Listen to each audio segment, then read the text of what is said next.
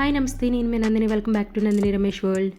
ఈరోజు మనం చాలా టేస్టీగా స్పైసీగా ఉండే ఎగ్ టమాటో కర్రీ ఎలా ప్రిపేర్ చేసుకోవాలో చూద్దాం.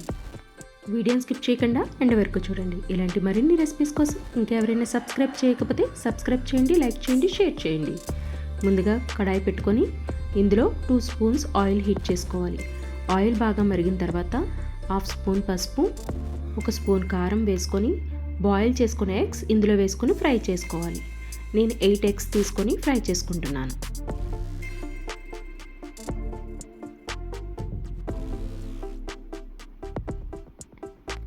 ఇలా వేయించుకునే ఎగ్స్ని తీసి ఒక ప్లేట్లో పెట్టుకోండి.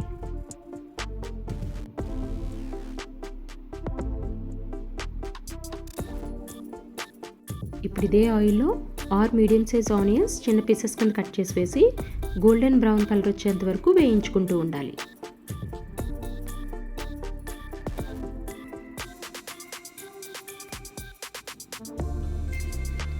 ఆనియన్స్ అన్నీ ఇలా వేగిన తర్వాత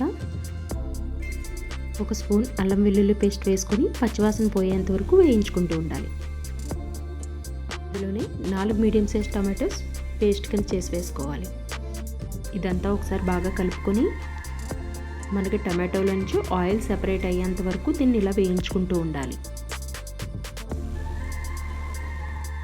టమాటో పేస్ట్ త్వరగా వేగాలంటే ఇందులో టేస్ట్కి సరిపడినంతగా కల్లుప్పు కానీ సాల్ట్ కానీ వేసుకొని వేయించుకోవాలి. చూడండి, కాసేపటికి టమాటో మొత్తం బాగా మగ్గిపోయింది కదా.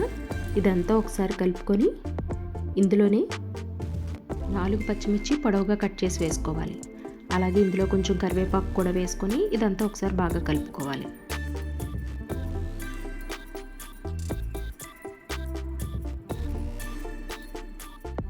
2 స్పూన్స్ కారం, 1 స్పూన్ గరం మసాలా వేసుకొని ఇది బాగా మిక్స్ చేసుకోవాలి.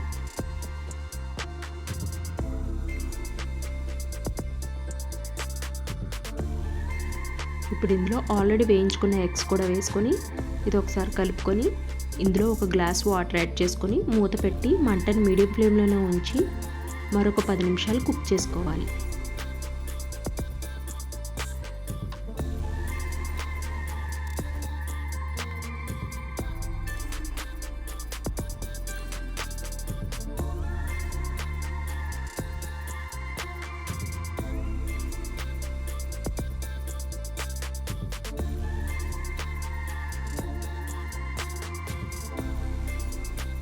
పది నిమిషాల తర్వాత మనకి కర్రీ నుంచి ఆయిల్ అంతా సెపరేట్ అయ్యి కర్రీ పర్ఫెక్ట్గా కుక్ అయింది కదా.